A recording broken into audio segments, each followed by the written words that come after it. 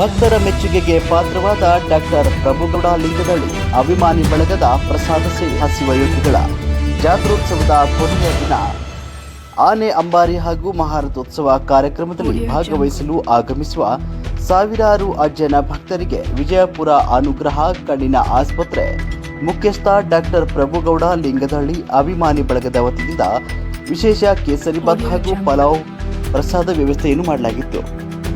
ಪ್ರಸಾದ ಸೇವೆಯ ನೇತೃತ್ವವನ್ನು ವಹಿಸಿದ ಡಾಕ್ಟರ್ ಪ್ರಭುಗೌಡ ಲಿಂಗದಳ್ಳಿ ಅಭಿಮಾನಿ ಬಳಗದ ಮುಖ್ಯಸ್ಥ ಶಿವಕುಮಾರ್ ದೇಸಾಯಿ ಹಾಗೂ ತಾಳಿಕೋಟಿ ಅನುಗ್ರಹ ಕಣ್ಣಿನ ಆಸ್ಪತ್ರೆಯ ವ್ಯವಸ್ಥಾಪಕ ಮಲ್ಲನಗೌಡ ಬಿರಾದಾರ್ ಅವರು ಪ್ರಸಾದ ಸೇವೆಗೆ ಚಾಲನೆ ನೀಡಿ ಮಾತನಾಡಿ, ಕಳೆದ 3 ವರ್ಷಗಳಿಂದ ಸಮಾಜ ಸೇವಕರಾದ ಡಾಕ್ಟರ್ ಪ್ರಭುಗೌಡ ಲಿಂಗದಳ್ಳಿ ಅವರ ಅಭಿಮಾನಿ ಬಳಗದ ವತಿಯಿಂದ ಅಜ್ಜನ ಜಾತ್ರೆಯ ಸಮಯದಲ್ಲಿ ಭಕ್ತರಿಗೆ ಪ್ರಸಾದ ಸೇವೆಯ ವ್ಯವಸ್ಥೆಯನ್ನು ಮಾಡಲಾಗ್ತಿದೆ.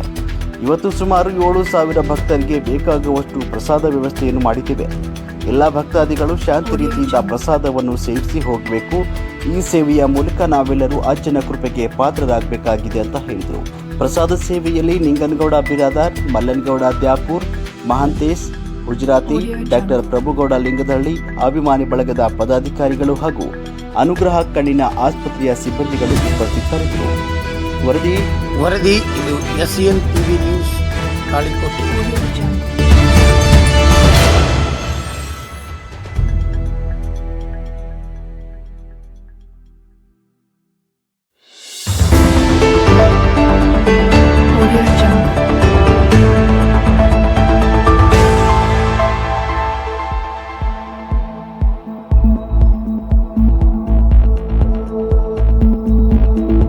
Audio Jungle.